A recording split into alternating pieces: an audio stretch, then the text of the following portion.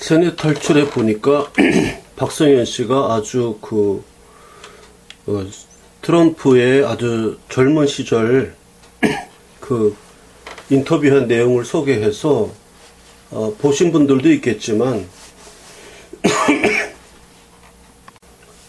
박성현 씨가 세뇌 탈출 29탄에서 아주 흥미있는 내용을 했습니다. 그래서 한번 다 세뇌 탈출 29탄 한번 보시기 바라고요.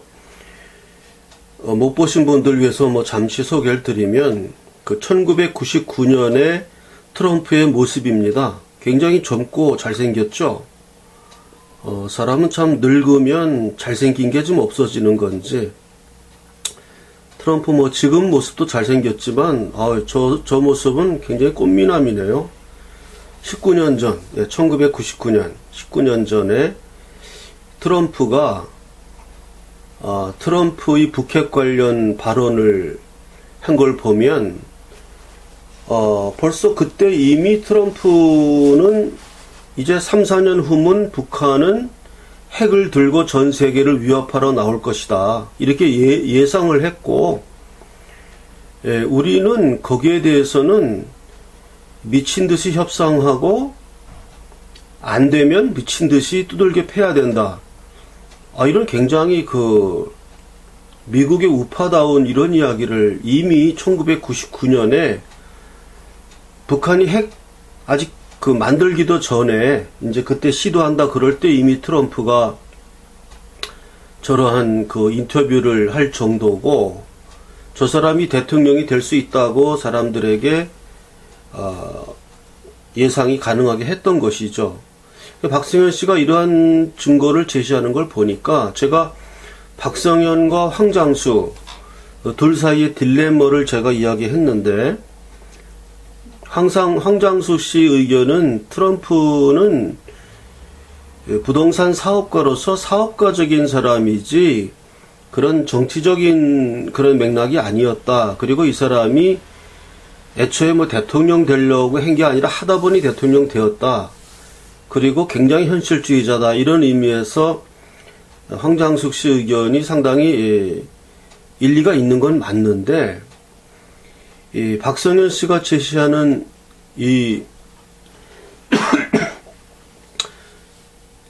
동영상을 보니까 이미 1999년 같으면 북핵 위기가 지금 현실화되기도 한참 전이잖아요. 20년 전에. 이때만 해도 트럼프 나이가 지금 70대니까 이때만 해도 50대겠죠. 50대의 트럼프는 이렇게 생각을 했고, 그런 아주 건강한 우파의 생각을 하고 있었다는 걸 보니까 박성현 씨 의견이 더 신뢰가 갑니다. 그래서 박성현 씨 의견에 대해서 일단은 좀 더 신빙성이 가고 따라갈 수 있다, 이렇게 생각이 듭니다. 앞에 동영상에서 트럼프의 박성현 씨의 세뇌 탈출에 나왔던 내용을 잠시 소개했고요. 더 자세한 내용은 직접 세뇌 탈출을 보시면 제가 중원부원 그거 소개하는 것보다는 나을 듯 싶습니다. 그거와 연관돼서 조금 더 제가 이제 개인적인 말씀을 좀 드리고 싶은 것은 뭐냐 하면, 요즘 사람들이 많이 패배적으로 되어서 그동안 우리나라가 매우 좌경화되어 있었는데 우리가 그걸 몰랐다, 이런 식으로 상당히 소극적으로 패배적으로 흐르는 것 같습니다, 분위기가. 그래서 저는 거기에 대해서 좀 반대하고 싶어요. 박근혜 대통령이 집권하고 초기 단계에서 민주당 내에서도 친노 세력 일소한다는 그런 움직임이 굉장히 강했고, 이제 친노 그만하고 이제 다 물러나라 해서 추미애나 문재인 이런 사람들을 빨리 이렇게 드러내려고 하고 참된 우리 민주당으로 길을 나가야 된다는 그런 중도적인 사람들이 강했습니다. 그리고 그렇게 될 거였는데, 갑자기 세월호 사건이 터지면서 이제 본격적으로 종북 좌파 친노 세력이 일어나기 시작했어요. 그 다음부터 이제 걷잡을 수 없이 해서 지금은 1세기 완전히 이제 친노를 넘어서 친문, 종북, 김정은 파까지 이렇게 지금 삽시간에 되어버렸거든요. 그 전까지 우리나라가 잘 나갔습니다. 그러니까 우리나라 같이 분단 국가에서는 어차피 그 좌파 사상 가진 사람들이 있을 수밖에 없는 거예요. 그거는 뭐 북한이 없는 미국에도 좌파 사상들이 있는 거기 때문에 우리나라의 종북 좌파와는 다르겠지만 인간은 어차피 공산주의가 생겨난 이유도 그 마르크스에 의해서 공산주의가 생겨난 이유가 다 있지 않습니까? 그리고 그 사회주의 사상이란 것은 사라지지는 않죠. 사라지지는 않죠. 그런 입장이었고 우리나라가 잘 되어가고 있었습니다. 잘 되어가고 있었는데 갑자기 그 세월호 사건이 터지면서 또 국정농단 사건의 프레임으로 얽혀들면서 박근혜 정부가 곤두박질 침으로써 지금 이렇게 된 거지. 저는 여태까지 우리나라가 잘 왔었다. 물론 이명박 정부나 박근혜 정부에 대해서 좀 미온적인 태도에 대해서는 조금 아쉬운 면이 있지만은 그 사람들 나름대로는 어떤 국론 분열을 막고 다 같이 가려고 하는 그런 온건한 의지에서 그렇게 무자비한 정치를 하지 않았다. 저는 그렇게 보거든요. 어쨌든 지금 우리는 아주 좋은 기회를 앞두고 있었는데 박근혜 대통령이 집권하면서 정말 박근혜와 트럼프라는 정말 이 드림팀이죠. 이 드림팀으로 해서 이제 북핵 문제 및 남북 통일이 우리 눈앞에 바로 있었는데 그냥 그만 그 세월호 사건을 시발점으로 해가지고 이 모양으로 지금 완전히 다 된 밥에 코 빠뜨린 거예요, 지금. 그래서 지금 문재인이라고 하는 이 사람은 나는 간첩이라고 봐요. 지금 뭐 월북 그렇게 한다는 거는 우리가 북한에 다녀오려고 그러면은 위에 사람에게 허락을 받고 갔다 와야 되는 거 아닙니까? 정보부라 뭐 관리든 간에 그럼 북한에 가서 뭐 갔다 와라 이런 거지. 그럼 대통령은 누구에게 허락받냐? 전체에게 허락을 받아야죠. 대통령이 자리에 있기 때문에 전체에게 내가 이렇게 북한에 다녀오겠노라 이렇게 전체의 허락을 받는 거지. 그냥 쑥 비밀리에 뭐 이렇게 갔다 와서 남북회담했다 이런 게 이게 간첩 아닌가요? 이렇게 하면 이 간첩 아닌가요? 어쨌든 그 얘기는 놔두고요. 지금 이런 사람이 지금 대통령이란 자리에 앉아가지고 지금 완전히 우리나라가 지금 다 된 밥에 지금 콧바뜨리게 생겼어요. 그렇지 않아도 지금 이 트럼프 같은 사람의 저런 확고한 그런 어떤 건전한 우파 이런 선견지명 이런 걸로 해가지고 지금 다 잘 되게 돼 있었는데 그것이 지금 우리나라에서는 촛불이라는 이상한 반란에 의해 가지고 박근혜 정부가 뒤집히고 그 다음에 사람들마저 지금 많이 패배적으로 돼서 원래 그동안 이 좌파들이 우리나라를 많이 점령하고 있었다 이런 식으로까지 생각하게 되는데 저는 그렇게 생각하지 않습니다. 우리는 잘 해왔습니다. 그리고 민주화 과정도 잘 이루어 왔고 다 잘 됐는데 이것은 실수입니다. 실수.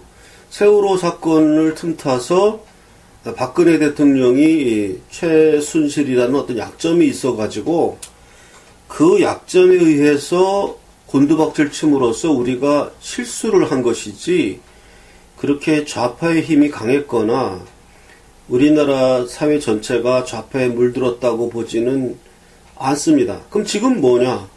지금 이거는 좀 국민들이 원래 국민이란 다중은 세뇌당하기 쉽고 선동당하기 쉬운 겁니다. 그래서 그냥 그런 일시적인 현상이지, 어쨌든 그래도 문재인이란 사람이 저 위에 앉아서 지금 우리나라의 키를 쥐고 가고 있기 때문에, 그렇지만 않다면 우리는 지금 이제 완전히 남북 통일도 맞았고, 사실 그동안에 남북 통일이라는 것에 대해서 이렇게 이야기들을 안 해왔지 않습니까? 안 해왔어요. 근데 요번에 이제 뭐 문재인 주도로 남북 통일을 한다, 민족 자주 통일이다 이러면서 종북 좌파의 통일론이 이제 드러난 거거든요.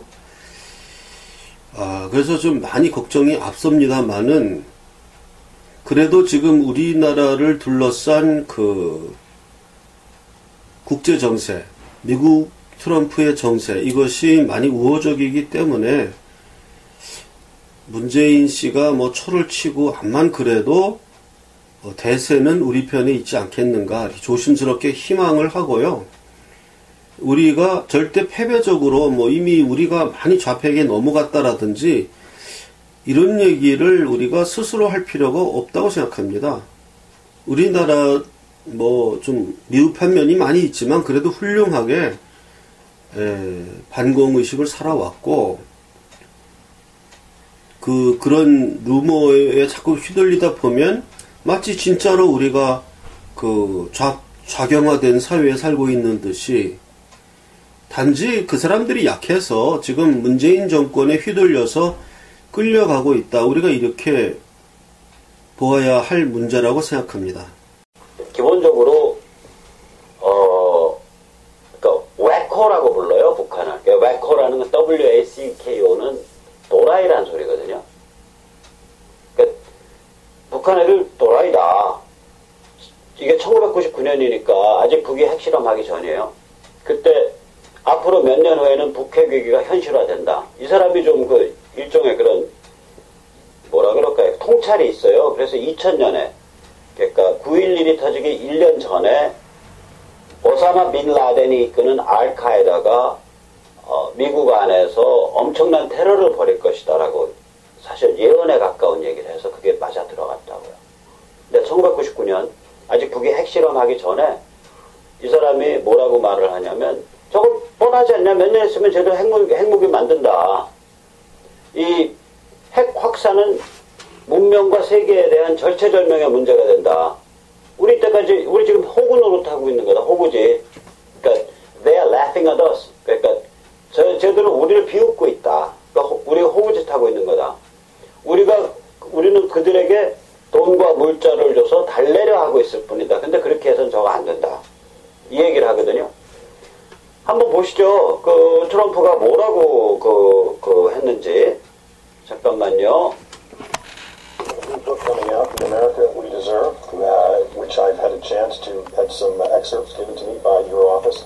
Let me talk about some of the issues. One is North Korea, and you say that you, as president, would be willing to launch a preemptive strike against North Korea's nuclear capability. First, I'd negotiate. I would negotiate like crazy, and I'd make sure that we tried to get the best deal possible. Look, Tim, if a man walks up to you... 이게 무슨 얘기냐면요. 나는 먼저 걔들이랑 협상할 거야. I negotiate like crazy. 미친 듯이 협상할 거야. 굉장히 프라이어리티를 높게 두고 협상할 거야. 이 문제에 대해서. 이러면서 이제 예로 드는 게 무슨 예를 드냐면, 길거리에서 강도가 와서 총을 머리에 대고, 야, 돈 내놔. 이거는 누가 강도일지 모르는 상황이다. 누가 총 들지. 근데 북핵은 다르다. 지금 쟤들 핵 없지만 너는 꼴 봐라. 몇 년 후에 핵 만들어서 나온다. 그럼 지금 달라붙어서 네고시에이션 해야 될 거 아니냐. 미친 듯이 지금 협상해야 될 거 아니냐. 이 얘기를 해요. But if a man walks up and puts a gun to your head and says, give me your money, wouldn't you rather know where he's coming from before he had the gun in his hand? And these people in 3 or 4 years are going to be having nuclear weapons. They're going to have those weapons pointed all over the world and specifically at the United States. 여기서 뭐라 그러냐면요. 이 북한 애들 앞으로 3, 4년 후에는 뉴클리어 웨폰, 그러니까 핵무기 가지고, 그러니까 2006년에 핵무기 실험 처음 했잖아요. 1999년에 지금 하는 얘기요. 핵폭탄 갖고 만들어 나와서 그걸 전 세계를 겨냥하고, 특별히 미국을 겨냥하고 협박할 거다. 그 얘기예요. And wouldn't you be better off solving this really potentially unbelievable, and the biggest problem, I mean, we could talk about the economy, we could talk about social security. The biggest problem this world has is nuclear proliferation.